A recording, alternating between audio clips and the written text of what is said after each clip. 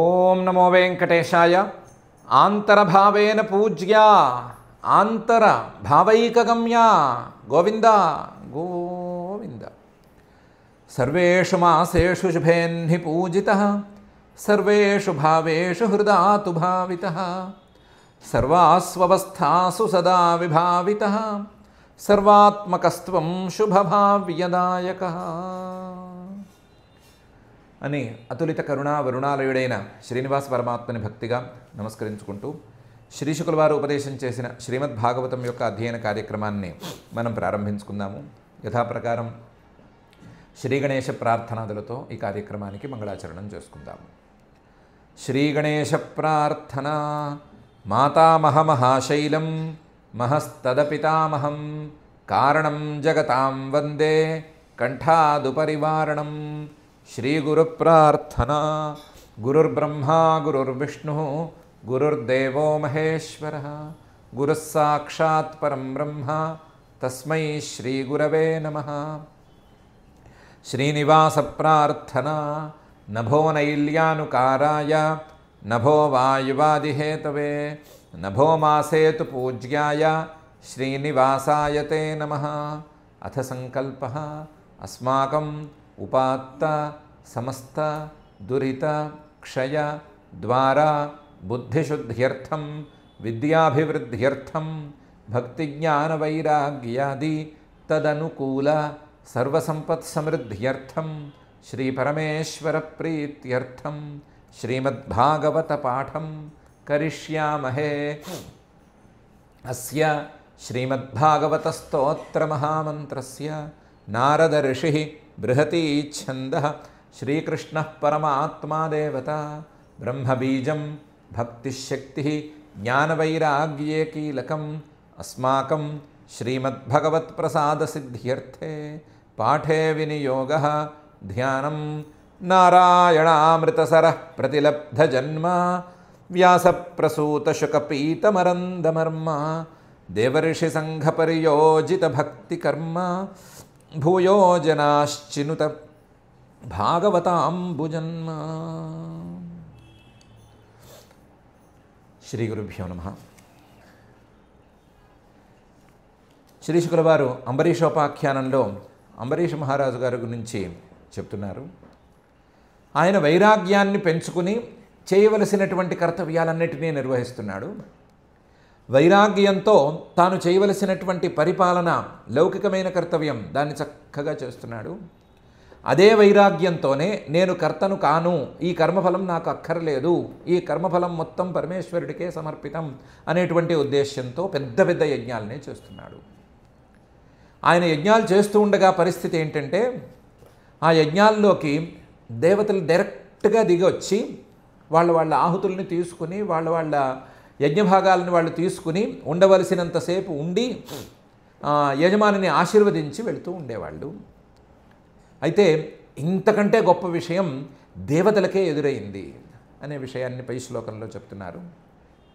యస్య క్రతుషు గీర్వాణైః సదస్యా ఋత్విజోదన జనాః తుల్యరూపాశ్చానిమిషాః వ్యదృశ్యంత సువాససః అని.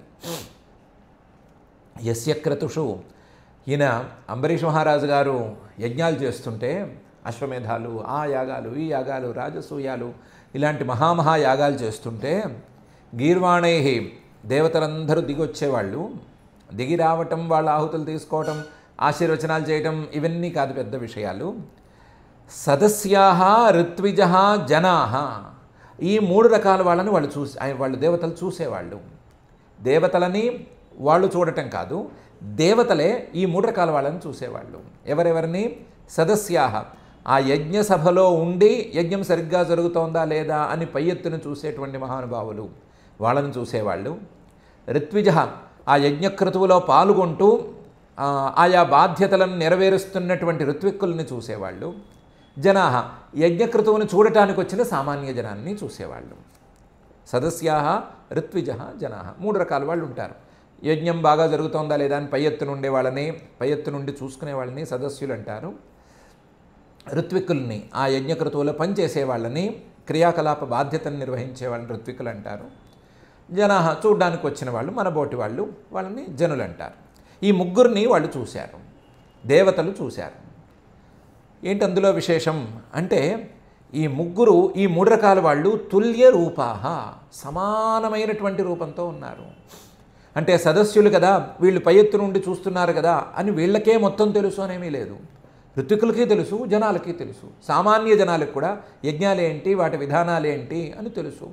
సత్యకాలం కదా, వేదం అంటే ఏంటి, వేదంలో ఎన్ని రకాల క్రతువులు ఉంటాయి, ఎన్ని రకాల క్రతువులో ఏ ఏ భాగాలు ఉంటాయి అని కోరి కోరి తెలుసుకునేవాళ్ళు. అవన్నీ తెలుసుకుంటే మాకేం వస్తుంది అనే ప్రశ్నలు వేసేవాళ్ళు కాదు వాళ్ళు. అందువల్ల జనాలు ఈ యజ్ఞక్రతువులన్నిటిని గురించి బాగా తెలిసిన జనాలే అక్కడికి వచ్చేవాళ్ళు. కాబట్టి తుల్య రూప, అందరూ సమానంగానే ఉండేవాళ్ళు. ఎవరు ఋత్వికులో, ఎవరు సదస్సులో, ఎవరు సాధారణంగా చూడడానికి వచ్చిన వాళ్ళో కనిపెట్టడం కష్టంగా ఉండేది. ఇది కాక సాక్షాత్తు అంబరీష్ మహారాజు గారే యజ్ఞం చేస్తూ ఉంటే ఆ యజ్ఞ వైభవం గురించి ఏం చెప్పాలి. అందువలన వచ్చిన వాళ్ళు అనిమిష కళ్ళు ఆర్పకుండా చూస్తూ ఉండేవాళ్ళు. కళ్ళు ఆర్పేవాళ్ళు కాదు, కళ్ళు ఆర్పకుండా ఏ క్షణానికన్నా ఆర్పితే ఏ చిన్న పాయింట్ మిస్ అయిపోతామో అనే ఉద్దేశంతో కళ్ళు ఆర్పకుండా ఆశ్చర్యంగా చూస్తూ ఉండేవాళ్ళు. దాంతో దేవతలు ముక్కును వేలేసుకుని మనకి కదా అనిమిషాహ అని పేరుంది, మనం కదా రెప్పలు వాల్సము, మనకు రెప్పలే కనురెప్పలే ఉండవు అంటారు.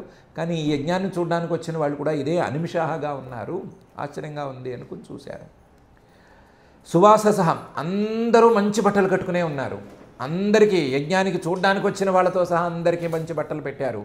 ఆ బట్టలు కట్టుకుని వాళ్ళందరూ వచ్చి కూర్చుంటే అదేంటి దేవతలుగా మనం వస్తే మనకేమైనా బట్టలు పెడతారు, అలాంటిది యజ్ఞం చూడటానికి వచ్చిన వాళ్ళకు కూడా ఇంత మంచి బట్టలు పెట్టారే, ఋత్విక్కులకి మంచి బట్టలు పెట్టారే, సదస్సులకి మంచి బట్టలు పెట్టారే, అందరూ చక్కగా బట్టలు కట్టుకుని అంటే మడి బట్టలు కట్టుకుని అవి ఇవి తాకకుండా జాగ్రత్తగా కూర్చున్నారే, అందరూ సమానంగా ఉన్నారే, అందరికీ జ్ఞానం సమానంగా ఉందే, అందరూ అలా కళ్ళు తెరుచుకుని మిస్ అయిపోతామేమో అని భయంతో చూస్తున్నారే అనే ఆశ్చర్యంతో దేవతలు వచ్చిన వాళ్ళని చూశారు. ఈ దేవతల్ని వచ్చిన వాళ్ళు పట్టించుకోలేదు. వచ్చిన వాళ్ళు ఆ యజ్ఞక్రతువు ఎలా జరుగుతోంది అని చూడటంలోనే మునిగిపోయి ఉన్నారు. అలాంటి వాళ్ళను దేవతలు చూడవలసి వచ్చింది. యస్య క్రతుషు గీర్వాణై సదస్యా ఋత్విజో జనా తుల్యరూపాశ్చా నిమిషా వ్యదృశ్యంత సువాససః. ఈ రకంగా చూసుకున్నప్పుడు దేవతల కంటే కూడా అంబరీష్ మహారాజు గారి ఏలుబడిలోని ప్రజలు కొంచెం గొప్పగా ఉండేవాళ్ళు అని తెలుస్తోంది. ఆయన పాలన అంత గొప్పగా ఉండేది, ఆయన యజ్ఞాలు అంత గొప్పగా ఉండేవి అని కూడా తెలుస్తోంది అని శ్రీ శుకుల వారు చెప్తున్నారు. ఆయన పాలన, ఆయన ఏలుబడిలోని ప్రజలు, వీళ్ళని గురించి చెప్పుకోవాలి అంటే స్వర్గో న ప్రార్థితోయస్య మనుజైరమరప్రియ శృణ్వద్భిరుపగాయద్భి ఉత్తమ శ్లోకచేష్టితం. ఆయన ప్రజల్లో ఒక్క మనిషి కూడా, ఒక్కడు కూడా ఆయన జనాభా లెక్కల్లోకి చేరినవాడు ఒక్కడు కూడా స్వర్గో న ప్రార్థితోయస్య జనై, స్వర్గాన్ని కోరేవాడు కాడు. స్వర్గాన్ని కోరి స్వర్గం కోసం ఏదో ఒక పని చేయాలి అని ఆయన ప్రజల్లో ఒక్కళ్ళు కూడా అనుకునేవాళ్ళు కారు. స్వర్గం కేవలం అమరప్రియ, దేవతలకు ప్రియమైనదిగా మిగిలిపోయింది. స్వర్గం కావాలి అని అనుకునేవాడు ఈ మానవ లోకంలో అంబరీష మహారాజు గారి ఏలుబడిలో ఉన్నవాడు ఒక్కడూ లేడు అన్నట్టు తయారైపోయింది. స్వర్గోన ప్రార్థితోయస్య మనుజైరమరప్రియ, మానవులు ఎవరూ స్వర్గాన్ని కోరుకోలేదు. ఎందుకంటే ఆయనే ఆచరించి చూపించేసేసాడు. స్వర్గం కంటే ఎక్కువ సుఖం మరొక చోట ఉంది, ఆ సుఖాన్ని కోరుకుని దానికోసం ప్రయత్నం చేస్తే ఉన్న చోటే సుఖం దొరుకుతుంది అని ఆయన ఆచరించి చూపించేశాడు. అది జనాలు నేర్చేసుకున్నారు. శృణ్వద్భి ఉపగాయద్భి ఉత్తమ శ్లోకచేష్టితం. ఉత్తమ శ్లోకుడైనటువంటి పరమాత్మ శ్రీహరి ఆయన యొక్క చేష్టితం, ఆయన క్రియలను గురించి ఉపగాయద్భి పాడుకున్నా సరే, లేకపోతే శృణ్వద్భి ఎవరైనా చెప్తే వింటున్నా సరే, ఆ సుఖం ముందు స్వర్గ సుఖం అనేది ఎందుకు పనికిరాదు అని ఆయన ఆచరించి చూపించేవాడు. యథా రాజా తథా ప్రజ అన్నట్టు ప్రజలు కూడా ఎవ్వరూ కూడా మాకు ఈ సుఖం తప్ప ఉత్తమ శ్లోక చరితాన్ని వినటం కానీ దాని గురించి చెప్పుకోవటం కానీ దీనివల్ల వచ్చే సుఖం తప్ప స్వర్గ సుఖం మాకు అక్కర్లేదు అని తోసిపారేసేవాళ్ళు. సో మానవ లోకంలో అంబరీష్ మహారాజు గారి ఏలుబడిలో స్వర్గాన్ని కోరేవాడు లేకపోయాడు. ఇది ఆయన పాలనలో, ఆయన నడిపిన తీరులో ఉండేటువంటి విశేషం. ఆయన స్వయంగా ఆచరించి అలా చూపించి నలుగురిని ఇన్స్పైర్ చేసేవాడు. స్వర్గో న ప్రార్థితోయస్య మనుజైరమరప్రియ శృణ్వద్భిరుపగాయద్భి ఉత్తమ శ్లోకచేష్టితం. నిజంగానే సమర్థయంతి తాన్ కామాః స్వరాజ్య పరిభావితాః దుర్లభా నాపి సిద్ధానాం ముకుందం హృది పశ్యతః. కొన్ని రోజులకి అంబరీష్ మహారాజు గారు మాత్రమే కాదు, ఆయన ఏలుబడిలోని ప్రజలు కూడా ముకుందం హృది పశ్యతః, ఆ ముకుందుణ్ణి హృదయంలో చూసేటువంటి స్థాయికి ఎదిగారు.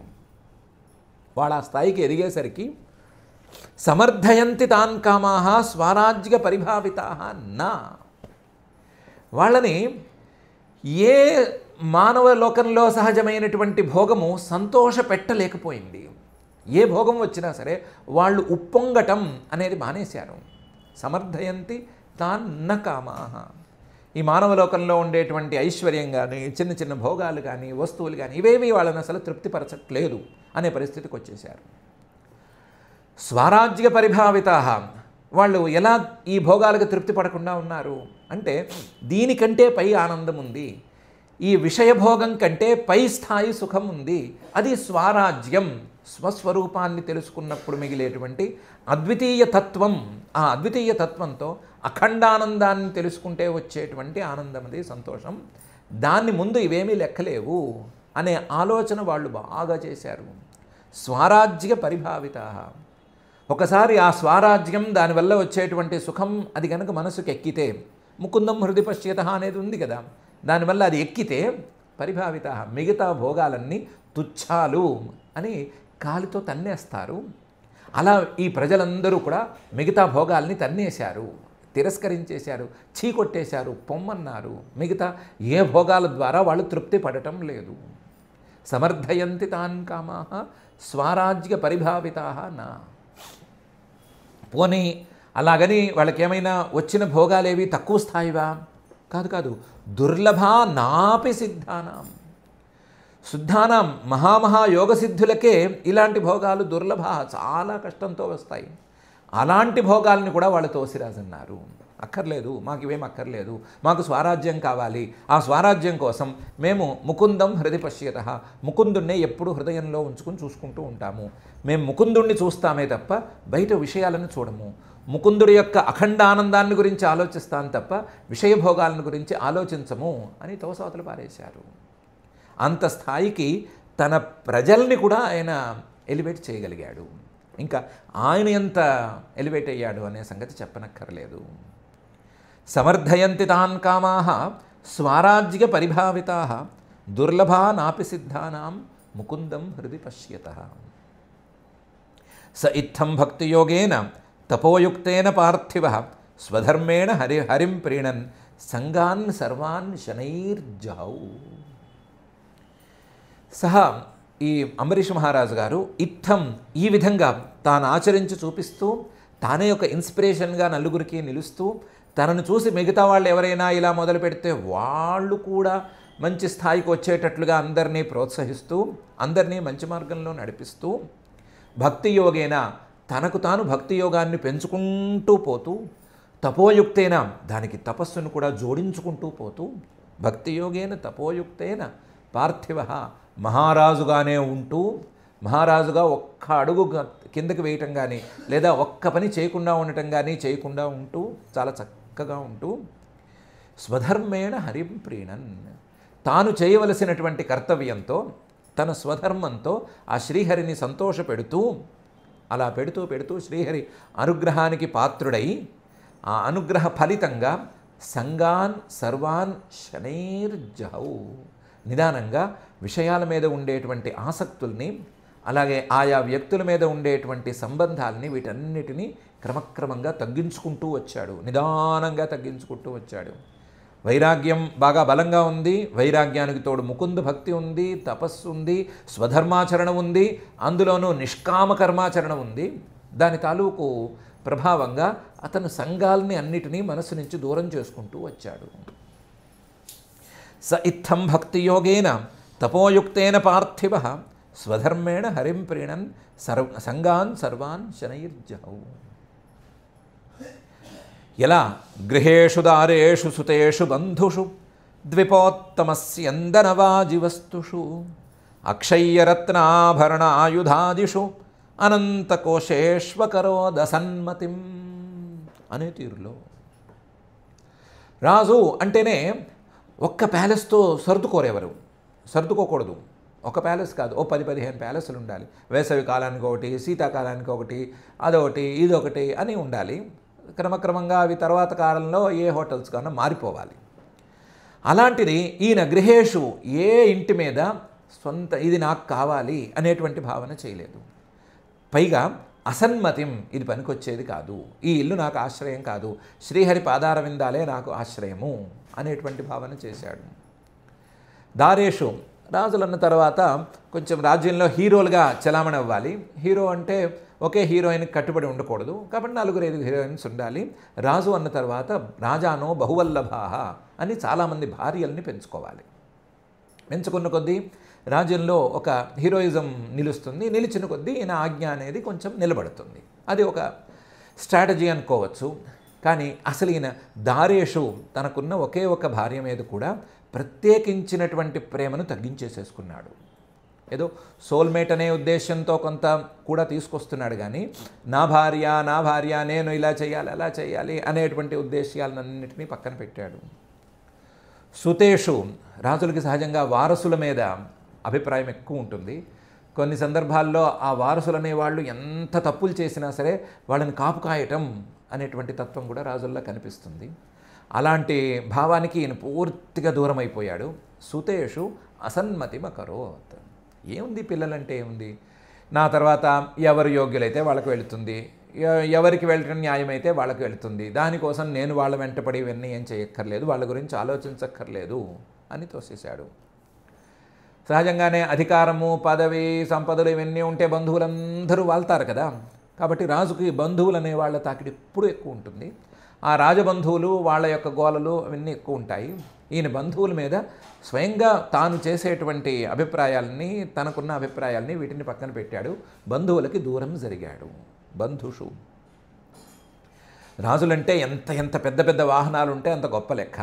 అలాంటిది ఏనుగుల్ని బాగా పెంచి పోషిస్తారు కదా.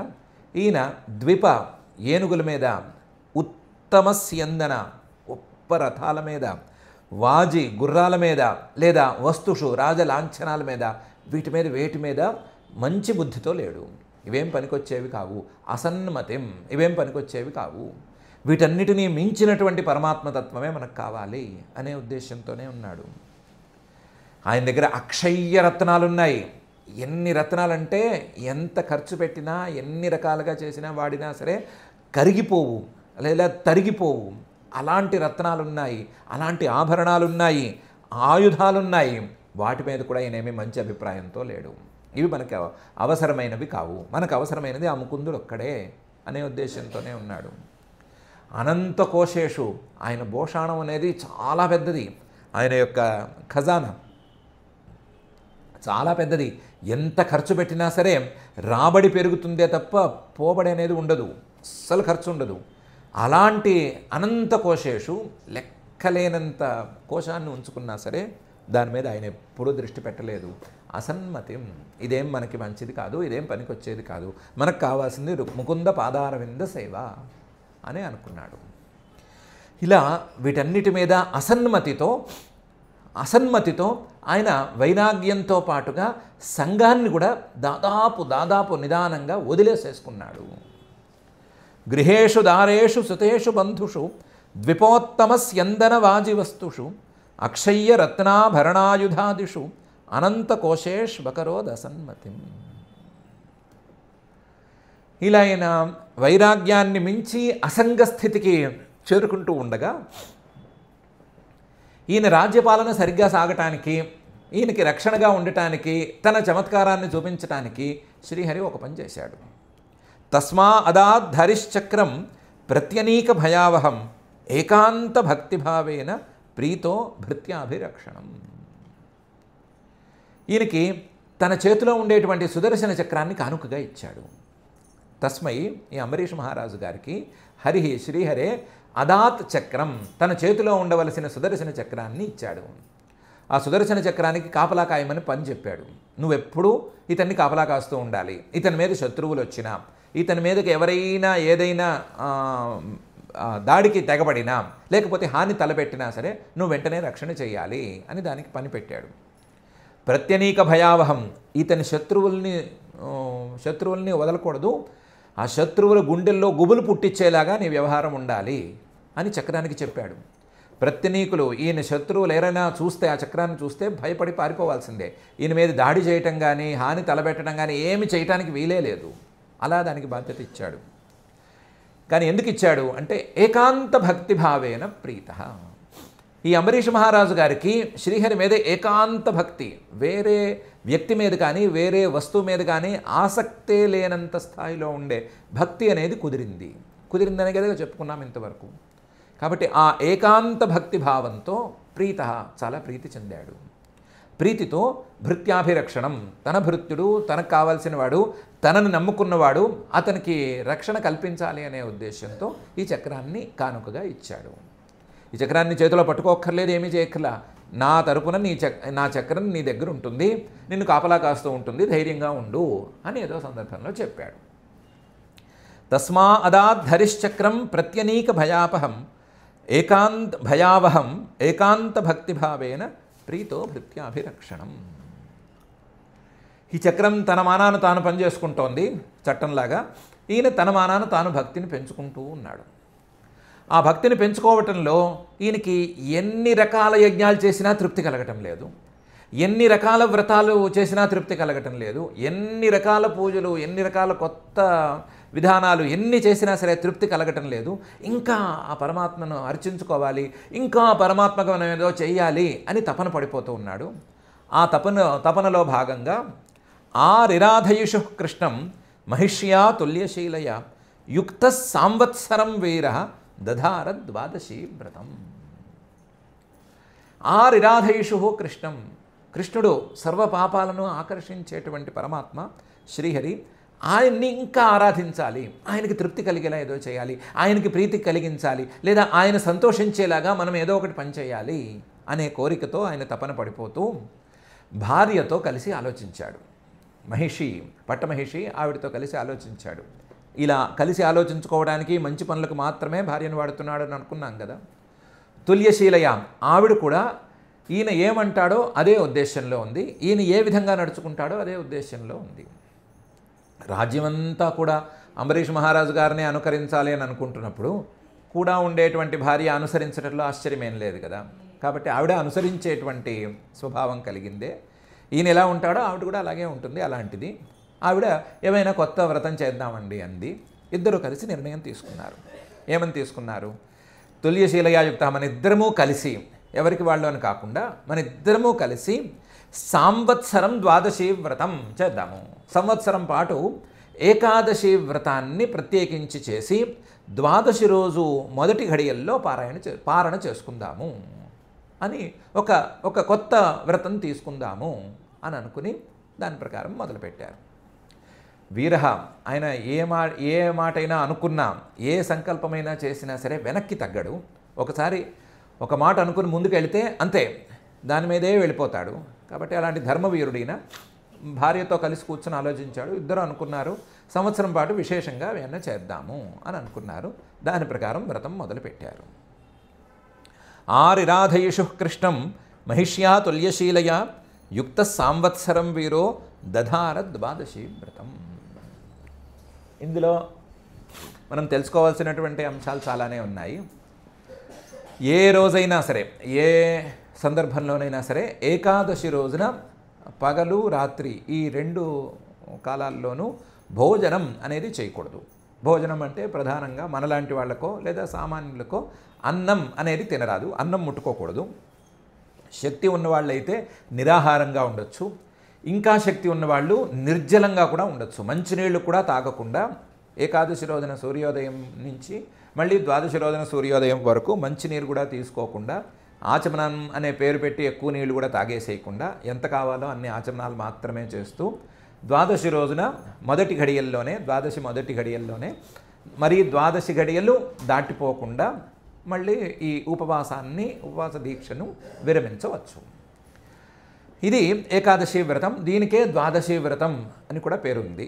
ఏకాదశి రోజు మొత్తం నిర్జలంగా, నిరాహారంగా లేదా అల్పాహారంగా ఉండి ద్వాదశి రోజున ఆహారాన్ని స్వీకరించడం అనేదాన్ని ద్వాదశి వ్రతం అని కూడా పిలవవచ్చు. ఆ ద్వాదశి వ్రతం అన్ని సందర్భాల్లో అందరూ చేయవలసిందే. ఎందుకంటే నా పాపాని నిఖిలాన్యన్నం ఆయాంతి హరివాసరే భక్తైస్తత్ర న భోక్తవ్యం భుక్త్వా భవతి నారకి అని ఒక స్మృతి వాక్యం ఉంది. పాపాలు ఎక్కడెక్కడో తిరిగే ఉండేటువంటి పాపాలు, మనం కని విని ఎరగనటువంటి పాపాలు ఏకాదశి అయ్యేసరికి ఎక్కడి నుంచి వస్తాయో వచ్చి అన్నం మీద వాళ్తాయి, అన్నం మీదకి వాళ్ళు కూర్చుంటాయి. ఆ అన్నం ఎవడైతే తింటాడో వాణ్ణి ఈ పాపాలు అంటుకుంటాయి, అంటుకుని వాణ్ణి నరకానికి తోసేస్తాయి అనేది స్మృతి వాక్యం యొక్క సారాంశం. అందువల్ల భక్తి ఉన్నవాడు, భగవంతుడు చెప్పిన దాన్ని మనం వినాలి అని అనుకునేవాడు, భగవంతుడు చెప్పినట్లుగా నడుచుకుందామని అనుకునేవాళ్ళు ఎవరైనా సరే ఏకాదశి రోజున అన్నం అనే దాన్ని ప్రత్యేకించి తినకూడదు. ఏమీ తినకూడదు మంచిదే, అసలు ఏమీ తాకూడదు, లోపలికి ఇంటేక్ అనేది ఏమీ ఉండకూడదు అనేది మరీ మంచిదే. శక్తి లేకపోతే కనీసం అన్నమైనా తినటం మానేసేయాలి. అన్నం లేదా రెగ్యులర్గా తినేటువంటి ఆహారం దీన్ని తినకుండా ఏదో విధంగా ఉపవాసం తాలూకు పని చేయాలి అనేది సాధారణ ఏకాదశి వ్రతం యొక్క నియమము. ఆ నియమాన్ని ద్వాదశి రోజున భంగం చేయొచ్చు. ద్వాదశి రోజున మళ్ళీ అన్నమో ఏదో రెగ్యులర్గా తీసుకునేటువంటి ఆహారమో ఏదో ఒకటి తీసుకోవచ్చు, బ్రేకింగ్ ద ఫాస్ట్ చేయొచ్చు. ఈయన ఏం చేశాడంటే ప్రత్యేకించి సంవత్సర విధానం అనే ఒక విధానం ఎక్కడి నుంచో చూశాడు. ఈ విధానం మహాభారతంలో ఆనుశాసనిక పర్వంలో ఎక్కడో ఉంది అంటారు. ఆయనకి మహాభారతం అది తెలియగానే ఎక్కడో స్మృతి గ్రంథాల్లోనో ఎక్కడో చూశాడు. చూసి సంవత్సరమంతా కూడా ఈ ఏకాదశి వ్రతాన్ని రకరకాలుగా చేసి సంవత్సరాంతంలో ఈ వ్రతోద్యాపన చేసుకుందాము అని అనుకున్నాడు. రెగ్యులర్గా చేసేవాడే, కానీ ఇంకా విశేషంగా, ఇంకా భక్తిగా, ఇంకా భక్తి శ్రద్ధలతో చేద్దామని అనుకున్నాడు. దాని ప్రకారం ఈయన మార్గశీర్ష మాసంలో మొదలుపెట్టాడు. ఈ వ్రతాన్ని మొదలు పెడదామనుకున్నాడు, మొదలుపెట్టాడు. మళ్ళీ కార్తీక మాసంలో పూర్తయ్యేటట్లుగా ఈ వ్రతాన్ని ప్లాన్ చేసుకున్నాడు.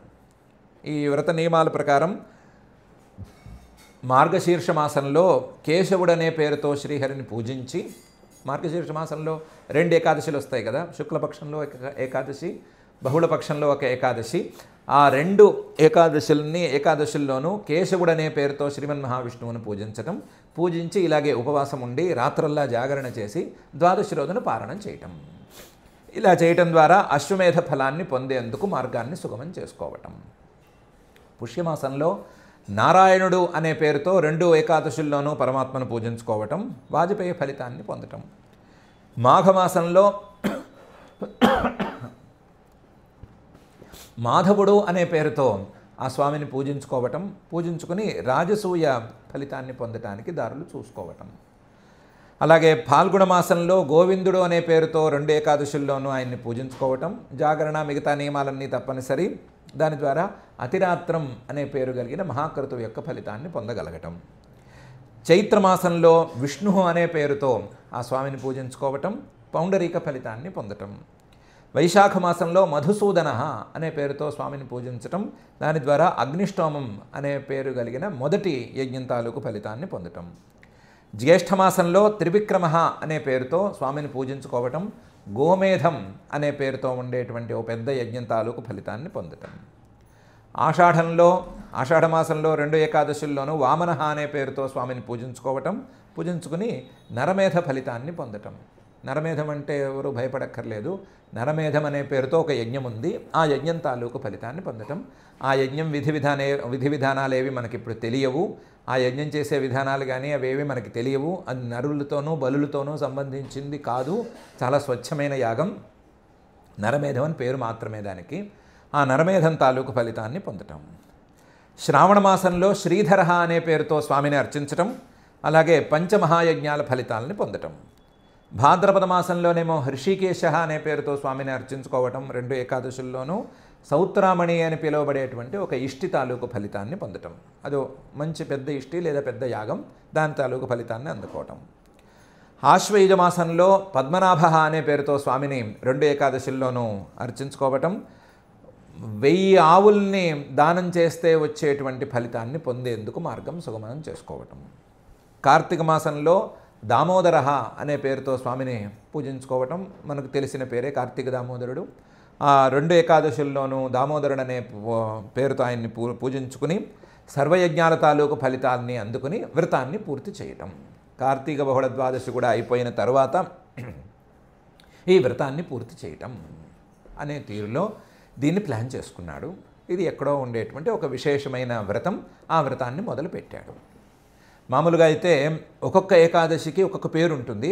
ఒక్కొక్క ఏకాదశికి పూజనీయుడైనటువంటి స్వామి యొక్క పేరు ఒక్కొక్క రకంగా ఉంటుంది.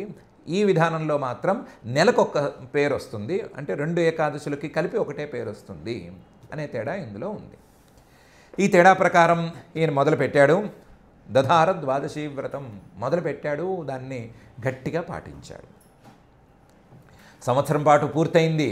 వ్రతాంతే కార్తికే మాసి త్రిరాత్రం సముపోషిత స్నాత కదాచిత్ కాలింద్యాం హరిం మధువనేర్చయత్.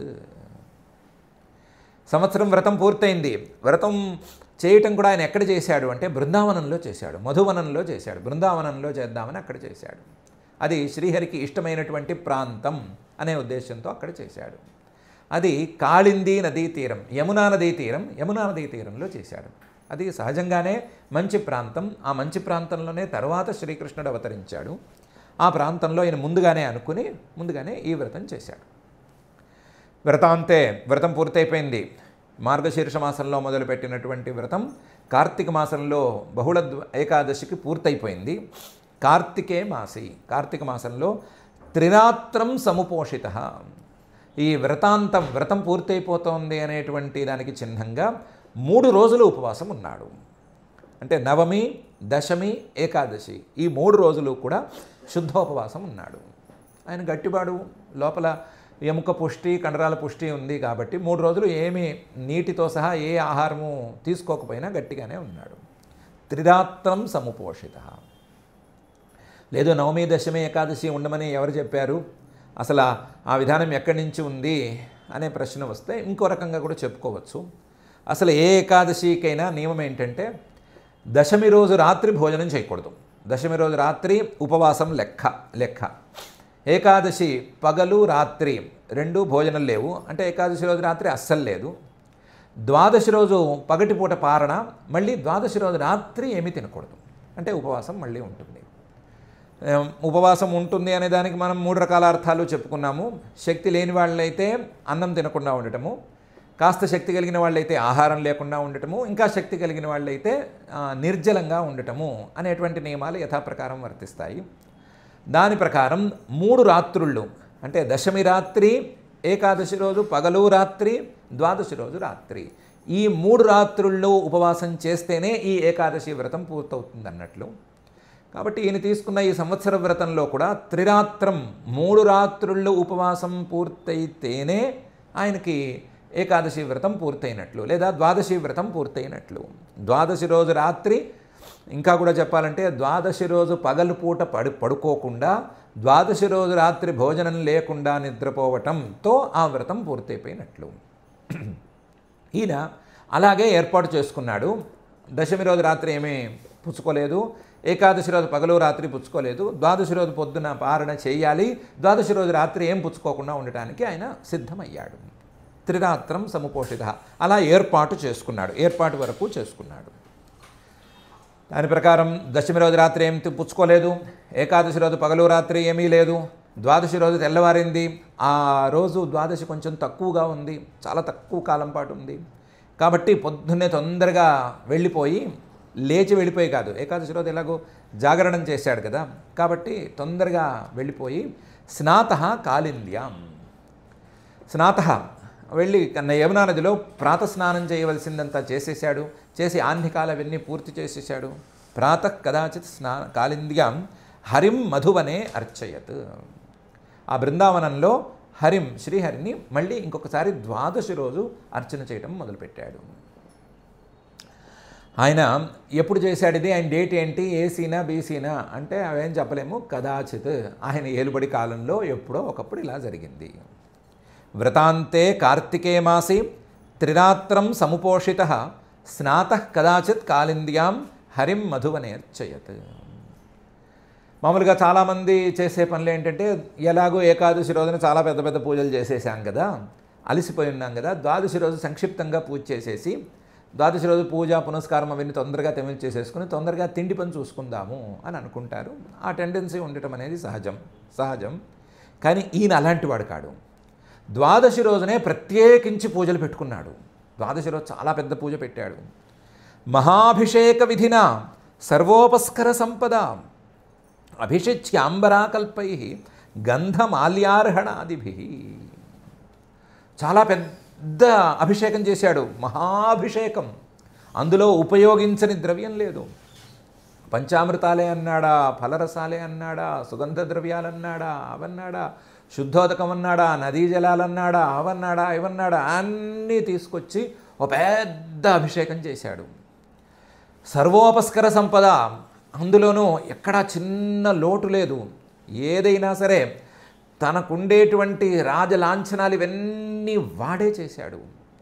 అంటే ఏంటంటే ఆ పూజ జరుగుతున్నంతసేపు, అభిషేకం జరుగుతున్నంతసేపు ఆ అభిషేక వేది పక్కన ఇద్దరు పట్టుకుని రాజలాంఛనాల ప్రకారం చామరాలు వీస్తూ ఉండాలి. అలాగే ఎప్పుడూ ఘంటానాదం వినిపిస్తూ ఉండాలి. ఎప్పుడూ ధూపం, మంచి ధూపం వెలుగుతూనే ఉండాలి. ధూపం తాలూకు గంధం వస్తూనే ఉండాలి. చుట్టుపక్కల వాళ్ళందరూ వేదమంత్రాలు చదువుతూనే ఉండాలి. సుస్వరంగా చదవాలి, చాలా నిదానంగా చదవాలి. అలాంటి నియమాలన్నిటినీ పక్కాగా పాటించాడు. ఒక చక్రవర్తిగా ఏ స్థాయిలో తాను చేయగలడో ఆ స్థాయిని పూర్తిగా ప్రకటించి సర్వోపస్కర సంపద, ఈ అభిషేకానికి కావలసిన సామగ్రి అవ్వని వేరెవ్వనైనా మొత్తం నిండా ఉండేటట్లుగానే చూశాడు. సర్వోపస్కర సంపద. అలా అభిషేకాన్ని పూర్తి చేశాడు. అభిషిచ్య ఆ కల్పై, అభిషేక కల్పం చాలా కష్టమైందిట. అందులో అభిషేకంలో ఒక్కొక్క ద్రవ్యానికి అభిషేకం చేసిన తర్వాత, ఒక్కొక్క ద్రవ్యంతో అభిషేకం చేసిన తర్వాత చేయవలసిన దానాలు కూడా వస్తాయిట. ఆ దానాలు కూడా అక్కడికక్కడ చేయటం మొదలుపెట్టాడు. ఓ అభిషేకం చేయటం, ఆ అభిషేకానికి సాధుగుణ్యం కోసం ఒక దానం, అభిషేకం దానం అని గడగడగడగడ చేసేస్తున్నాడు. తర్వాత అంబరా, ఆయనకి వస్త్రాలని సమర్పించాడు. గంధ మాల్య అర్హణ, గంధాలు కానీ మాలలు కానీ లేదా మిగతా పూజా సామగ్రి కానీ ఎక్కడా లోటు జరగటం లేదు. ఉపచారాలన్నీ సవ్యంగా జరిగేటట్టు, విస్తారంగా జరిగేటట్లు చేశాడు. దానికోసం తాను తొందరగా స్నానానికి వెళ్ళాడే కానీ పూజలో తొందర పెట్టలేదు. పూజ నిదానంగా చేశాడు. తొందరగా తినేద్దామనే ఉద్దేశంతో లేడు, పూజ నిదానంగా చేసుకుందామనే ఉద్దేశంతోనే ఉన్నాడు. మహాభిషేక విధిన సర్వోపస్కర సంపద అభిషిచ్యాంబరాకల్పై గంధమాల్యార్హణాదిభి. ఇదంతా ఏదో తనకు చాలా సంపద ఉంది, తాను చాలా భక్తుణ్ణి, అందరికీ ప్రకటించుకోవాలి అనే ఉద్దేశంతో చేయట్లేదు. తద్గతాంతర భావేన పూజయామాస కేశవం బ్రాహ్మణాంశ్చ మహాభాగాన్ సిద్ధార్థానపి భక్తితః. తద్గత అంతరభావేన, పూజ చేసే సమయంలో కేవలం ఆ శ్రీహరిని మాత్రమే మనసులో ఉంచుకున్నాడు. తన మనసుని శ్రీహరికే సమర్పితం చేశాడు. శ్రీహరి కోసం, శ్రీహరిని పూజ చేయటం కోసం తప్ప ఏదో తాను హడావిడిగా నలుగురికి చూపించుకుందామనే ఉద్దేశంతో ఈ పని చేయట్లేదు. తద్గతాంతర భావేన పూజయామాస కేశవం. ఆ కేశవుణ్ణి పూజిస్తూనే ఉన్నాడు. ఎంతసేపటికి పూజ అవ్వదు అన్నంత స్థాయిలో పూజిస్తూనే ఉన్నాడు. పూజ ఎప్పటికప్పటికి అవ్వాలి కదా, అయ్యింది. బ్రాహ్మణాంశ్చ మహాభాగాన్ పూజయామాస. ఈ వ్రతాన్ని సద్గుణం చేయండి లేదా ఈ వ్రత సాద్గుణ్యాన్ని చూడండి అనే ఉద్దేశంతో బ్రాహ్మణులకు కూడా పూజ చేశాడు. మహాభాగాన్, గొప్ప గొప్ప వాళ్ళని పిలిపించాడు దానికోసం, పూజ కోసమని. సిద్ధార్థాన్, వాళ్ళెవరూ సరే ఈయన పూజకి లొంగేవాళ్ళు కారు, లేదా ఈయనతో పూజలు అందుకుందాము, ఈయన ఇచ్చేది ఏదో పుచ్చుకుందాము అని అనుకునేవాళ్ళు కారు. వాళ్ళందరూ ఈయనకంటే పై స్థాయి వాళ్లే. సిద్ధార్థాన్, మాకివేం అక్కర్లేదయ్యా, మేము ఖాళీగా ఉంటాం, మేము ఖాళీగా ఉండి ఆ పరమాత్మను ఆలోచించుకుంటాము, ఆయన చింతన చేస్తాము అని అనుకునేవాళ్ళు. అలాంటి వాళ్ళని వెతికి పట్టుకుని మీకు అక్కర్లేకపోయినా నాకు కావాలండి అని వాళ్ళని పూజ చేసుకున్నాడు. భక్తిత, వాళ్ళ మీద భక్తిగా ఉన్నాడు, భక్తితో పూజ చేశాడు. తద్గతాంతర భావేన, అందులోనూ ఆ బ్రాహ్మణుల్లో ఉన్నది శ్రీహరే అనే ఉద్దేశంతో చేశాడు. అంతే తప్ప వీళ్ళని మనం ఎందుకు పూజించాలి, ఇదేం గోల మనకి, ప్రతి చోట ఈ గోల, ప్రతిసారి వీళ్ళే ఎందుకు వస్తారు, వీళ్ళని తీసి మన వాళ్ళని ఎందుకు పెట్టుకోకూడదు, లాంటి ఆలోచనలు, లాంటి ప్రశ్నలు పెట్టుకోలేదు. భక్తిగా తద్గతాంతర భావేన, వీళ్ళలో ఉన్నది ఆ శ్రీహరే, వీళ్ళలో అంతర్యామిగా ఉన్నది శ్రీహరే. శ్రీహరి అందరిలోనూ అంతర్యామిగా ఉన్నా సరే శాస్త్ర నియమాల ప్రకారం వీళ్ళని పూజకి తీసుకురావాలి, తీసుకొచ్చాము. పూజ చేసేటప్పుడు శ్రీహరి అనే బుద్ధితో పూజ చేయవలసిందే అనే ఉద్దేశంతో పూజ చేశాడు. తద్గతాంతరభావేన పూజయామాస కేశవం బ్రాహ్మణాంశ్చ మహాభాగాన్ సిద్ధార్థానపి భక్తితః. వాళ్ళందరికీ పెద్ద పెద్ద దానాలు చేశాడు. గవాం రుక్మ విషాణీనాం రూప్యాంఘ్రీణాం సువాససాం పయశీల వయో రూప వత్సోపస్కర సంపదాం. వాళ్ళకి దానాలు చేయడానికి ఆవుల్ని తెప్పించాడు. ఆ గవాం ఆవుల్ని ఎలా చేశాడంటే రుక్మ విషాణీనాం 2 కొమ్ములకి బంగారు తొడుగులు తొడిపించాడు. రూప్యాంఘ్రీణాం వాటి కాళ్ళకి అచ్చులుగా వెండి అచ్చులు వేయించాడు. ఎందుకంటే బొడ్డు కంటే కింద బంగారం పనికిరాదంటారు. బంగారాన్ని బొడ్డు కంటే కింద పెట్టుకోకూడదంటారు. ఏమున్నా సరే బొడ్డు పైనే ఉండాలి. కాబట్టి ఆవులకైనా అదే నియమం కాబట్టి వాటి కొమ్ములకి బంగారం తగిలించి కింద మాత్రం మామూలుగా ఆడవాళ్ళకి కాలి పట్టీలు కాలి అందెలు పెట్టినట్లుగా రూప్యాంఘ్రీణాం వెండి అచ్చులు తొడిగించాడు. సువాససాం అన్ని ఆవుల మీద మంచి వస్త్రాలను పరిపించాడు. ఆవుల్ని పయహ బాగా పాలిచ్చే ఆవులుగా తీసుకొచ్చాడు.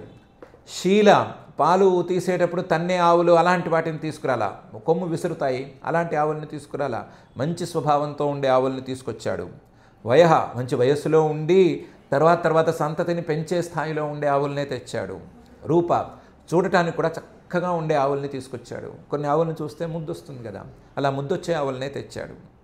కొన్ని రకాల ఆవులు కొంచెం వెంకలు పొడుచుకొచ్చి ఏంటి ఇలా ఉన్నాయని అనిపిస్తుంది, అలాంటి ఆవులను కాకుండా చూడ్డానికే మంచి టీవీగా అందంగా ఉండే ఆవుల్ని తెప్పించాడు. వత్స ప్రతి ఆవుకి దూడ తప్పనిసరి అని కట్టడి చేశాడు. ఉపస్కర ఇది కాక ఒక్కొక్క ఆవుకి దగ్గర ఒక పాలకుడు, అలాగే వాటికి తాడు, ఇవన్నీ సవ్యంగా ఉండేటట్టు ఆవుకు కావాల్సిన హంగు మొత్తం ఉండేటట్లు పెట్టించాడు. గవాం రుక్మ విషాణీనాం రూప్యాంఘ్రీణాం సువాససాం పయశీల వయో రూప వత్సోపస్కర సంపదాం. ఇలా ఆవులను తెప్పించి ప్రాహిణోత్ సాధు విప్రేభ్య గృహేషు న్యర్బుదాని షట్ భోజయిత్వా ద్విజానగ్రే స్వాద్వన్నం గుణవత్తమం.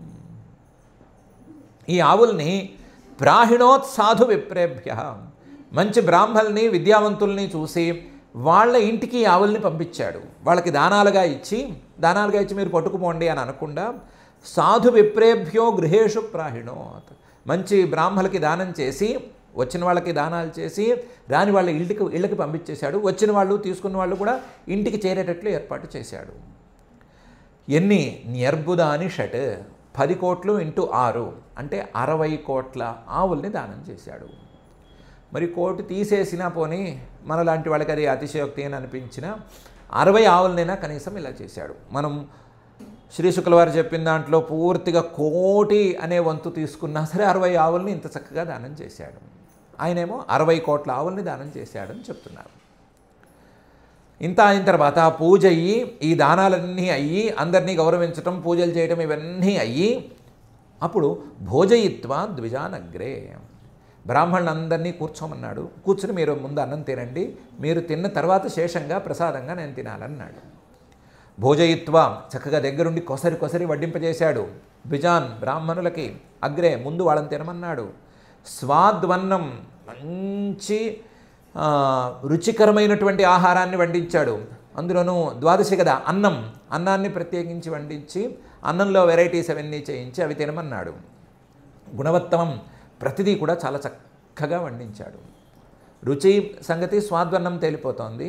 అన్నానికి కావలసిన గుణాలు అంటే శుచిగా ఉండటము, వేడిగా ఉండటము, అందులో వెంట్రుకలు లాంటివి పడకుండా ఉండటము, అలాగే అశుభ్రమైనటువంటి ప్రదేశాల్లో ఉంచనివ్వకుండా ఉండటము లాంటి గుణాలు ఉంటాయి కదా, ఆ గుణాలన్నీ ఆ అన్నానికి ఉండేటట్లు చూసి అలాంటి అన్నాన్ని ఈ బ్రాహ్మణులకు పెట్టించాడు. ప్రాహిణోత్ సాధు విప్రేభ్య గృహేషు న్యర్బుదాని షట్ భోజయిత్వా ద్విజానగ్రే స్వాద్వన్నం గుణవత్తమం. ఇది అయిన తర్వాత బ్రాహ్మణ భోజనం కూడా అయిపోయిన తర్వాత లబ్ధకామైరనుజ్ఞాత పారణాయోపచక్రమే తస్య తర్హి అతిథి సాక్షాత్ దుర్వాస భగవాన్ అభూత్. లబ్ధకామై భోజనాలు అయిన తర్వాత భుక్త దక్షిణాన్ని విడిగా ఇవ్వాలి. వాటన్నిటిని కూడా ఇచ్చేశాడు. లబ్ధకామై ఎవరెవరికి ఏమేం చేరాలో ఏమేం చెందాలో అవన్నీ పూర్తి చేశాడు. వాళ్ళందరూ తొందరగా భోజనానికి వెళ్ళండి, ఇంకా ఆలస్యం అవుతోంది, ద్వాదశి ఘడియలు పూర్తయిపోతున్నాయి అని అంటే లబ్ధకామైరనుజ్ఞాత వాళ్ళ అనుమతితో పారణాయ ఉపచక్రమే, తాను కూడా పారణ చేద్దాము అని పీట వేసుకుని కూర్చున్నాడు. విస్తరి వడ్డిచ్చారో లేదో తెలియదు కానీ భోజనానికి అని కూర్చున్నాడు. పారణాయ ఉపచక్రమే, లబ్ధకామైరనుజ్ఞాత పారణాయ ఉపచక్రమే. ఈ లోపల ఒక వార్త వచ్చింది. ఏమని? తస్య తర్హి, అప్పుడే ఆయన కూర్చున్నాడో లేదో అప్పుడు వెంటనే ఒక వార్త విన్నాడు. ఏమని? అతిథి సాక్షాత్, అతిథిగా ఒక ఆయన వచ్చాడు. ఎవరు వచ్చింది? సాక్షాత్ దుర్వాసాహ, దుర్వాస మహాముని గారే అతిథిగా వచ్చాడు అని తెలిసింది. భగవాన్ ఆయన పూజనీయుడు, ఆయన వస్తే పూజించి తీరాలి, పూజించకపోతే ఆయన తోలు తీసేస్తాడు, అలాంటివాడు ఆయన. అందువల్ల అలాంటి భగవాన్ దుర్వాసాహ అతిథి అభూత్ అనే వాక్యం విన్నాడు. విన్నవాడు ఈ పారణ అనే దాన్ని పక్కన పెట్టి అతిథి ఏంటి, దుర్వాసుడు ఏంటి, ఆయన మహర్షి గారి గురించి ఏంటి అని ఆలోచించాడు. లబ్ధకామైరనుజ్ఞాత పారణాయోపచక్రమే తస్య తర్హి అతిథి సాక్షాత్ దుర్వాసా భగవాన్ అభూత్ అని శ్రీ శుకుల వారు చెప్తున్నారు. దుర్వాసుడు అతిథిగా వచ్చాడు. ఈయన కూర్చున్న విస్తరి ముందు నుంచి లేచాడు. అన్నం తినబోతున్నవాడు లేచాడు. ఇంతవరకు తెలుస్తూనే ఉంది. పైన ఏం జరిగింది అనే విషయమే కదా అసలు కథ. తర్వాత ఏం జరిగింది అని తెలుసుకోవటం కోసమే కదా ఈ ఉపాఖ్యానాన్ని ప్రారంభించాము. మనం ఎలాగో ఆ విషయాల్ని తెలుసుకుందాము. తెలుసుకోవలసినటువంటి ఏకాదశి వ్రత విధానం కొద్దిగానైనా సరే తెలుసుకుందాము. ఏకాదశి రోజున అన్నం తొందరపడి తినేసేయటం అనేది అంత మంచిది కాదు. ఎంతమంది వెక్కిరించినా, ఎంతమంది ఎన్ని రకాలుగా హేళన చేసినా సరే అన్నం ఆ రోజు అవాయిడ్ చేయటం అనేది చాలా మంచిది. ఆహారాన్ని అవాయిడ్ చేసే పరిస్థితుల్లో మనం ఉన్నామో లేవో మనకి తెలియదు. కాబట్టి కనీసం అల్పాహారంతోనైనా సరే ఏకాదశి ఉపవాసాన్ని, మన శృతి స్మృతులలో ఉండేటువంటి ఉపవాసాన్ని మనం చేయటం మంచిది. ఈరోజు ఇంకొక వెరైటీ విచారణ చేద్దాం. మామూలుగా శిష్ట అంటే ఎవరు అని ఒక చర్చ. శిష్టుడు అని మంచి పేరు. శిష్ట అంటే మంచివారు, గొప్పవారు, సాధువులు, వాళ్ళ నడవడికను చూసి మనం ఆచరించుకోవచ్చు, వాళ్ళని చూసి మనం అనుకరించుకోవచ్చు అని చెప్పబడేవాళ్ళు. ఈ శిష్టుడి యొక్క లక్షణం ఏంటి అని శాస్త్రాల్లో విచారణ చేశారు. చేసి వేద విహిత కర్మానుకారి అని వాళ్ళ లక్షణం చెప్పారు. వేదంలో ఏమున్నాయో వాటిని యథావత్తుగా ఆచరించేవాడు అని. మరి వేదవిహిత కర్మానుకారి అంటే ఇది సరిగ్గా సరిపోదు. ఈ లక్షణానికి చాలా చోట్ల అతివ్యాప్తి కూడా ఉంది. ఎందుకంటే వేదంలో చెప్పినటువంటి అహింస ఇలాంటి వాటినే వేదాన్ని నిందించే వాళ్ళు కూడా పాటిస్తారు కదా. కాబట్టి వేదవిహిత కర్మకారిత్వం అనేది మిగతా ఈ అహింసా సిద్ధాంతాలని వల్లించే వీళ్ళకి కూడా పడుతుంది కదా, వాళ్ళకు కూడా వెళుతుంది కదా. ఇది ఏం మంచి లక్షణం అని ప్రశ్న వచ్చింది. ప్రశ్న వస్తే దానికి వాళ్ళు ఏం చెప్పారంటే, పెద్దవాళ్ళందరూ చూసి వేదోక్తత్వజ్ఞానేన వేదవిహిత కర్మానుకారి శిష్ట అని చేశారు.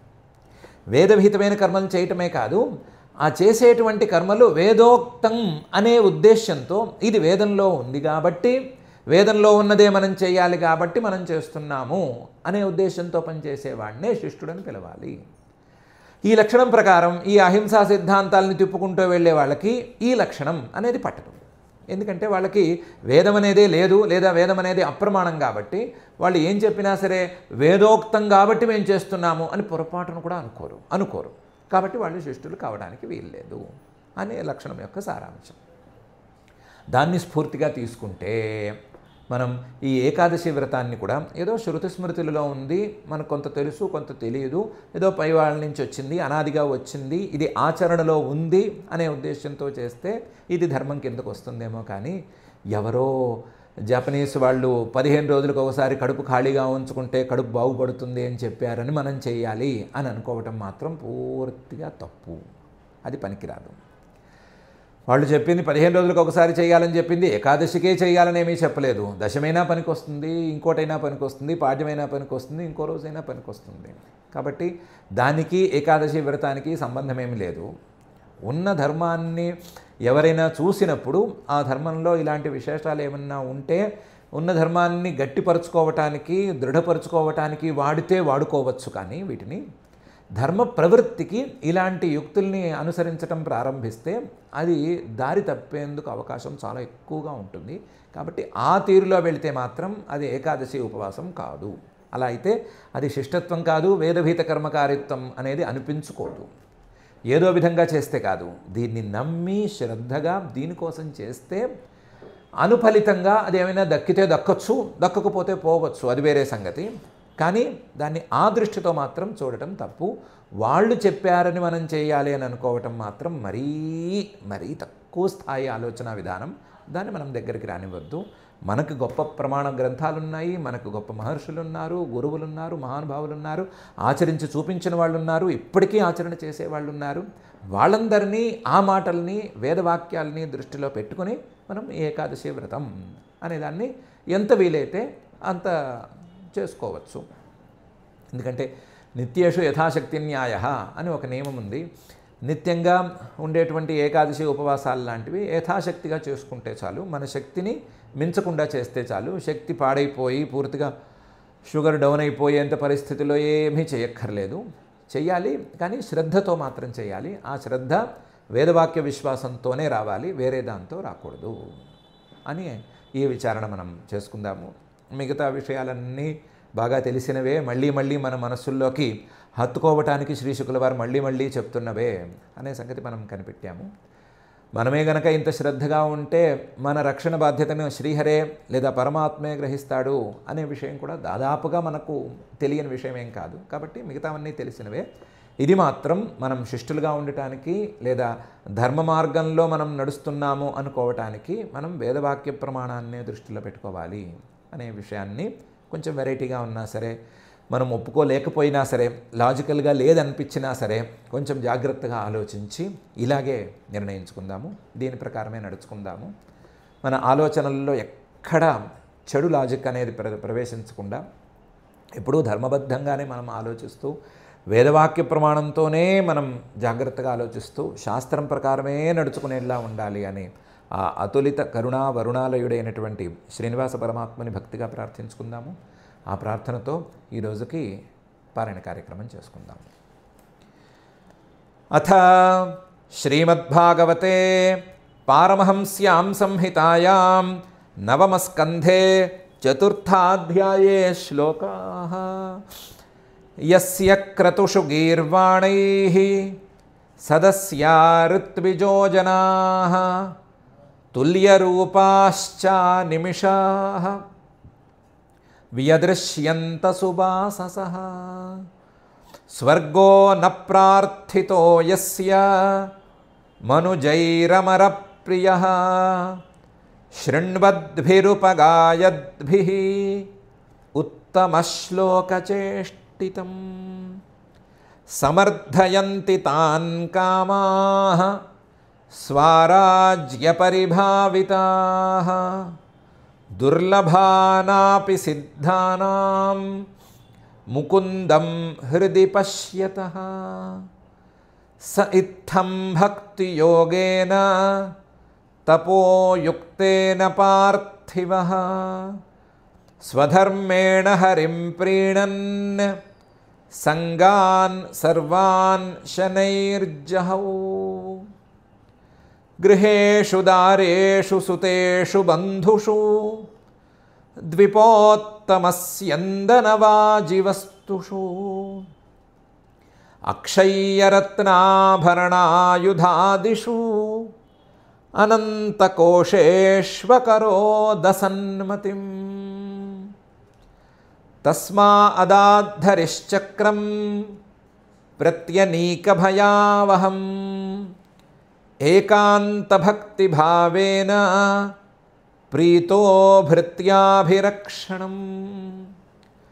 ఆరిరాధయిషుః కృష్ణం మహిష్యా తుల్యశీలయా యుక్తః సాంవత్సరం వీరః దధారద్వాదశీ వ్రతం.